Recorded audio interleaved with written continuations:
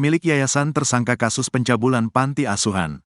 Kasus pencabulan di sebuah panti asuhan di Kecamatan Pinang, Kota Tangerang, Banten, masih diselidiki.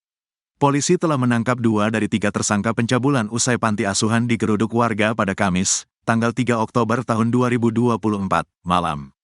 Tersangka pencabulan merupakan pemilik yayasan bernama Sudirman, 49, serta 2 pengasuh, Yusuf dan Yandi. Kabid Humas Polda Metro Jaya, Kombes Ade Arisyam Indradi, mengatakan 3 dari 7 korban pencabulan masih di bawah umur. Sampai saat ini, berdasarkan laporan dari penyidik, ada 7 korban. Semua korban laki-laki. Paparnya, Senin, tanggal 7 Oktober tahun 2024.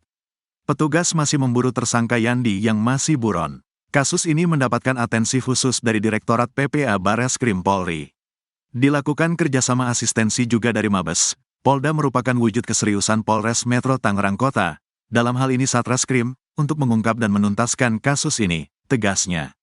Para korban telah dibawa keluar panti asuhan dan tinggal di Dinas Sosial, Dinsos, Kota Tangerang serta rumah relawan. Kini, para tersangka dapat dijerat pasal 76 EJO 82 U nomor 17 tahun 2016 tentang penetapan Perpu nomor 1 tahun 2016 tentang perubahan kedua atas U nomor 23 tahun 2002 tentang perlindungan anak. Mereka terancam pidana minimal 5 tahun dan maksimal 15 tahun. Sebelumnya, panti asuhan yang terletak di Tangerang sempat digeruduk warga pada Kamis, tanggal 3 Oktober tahun 2024.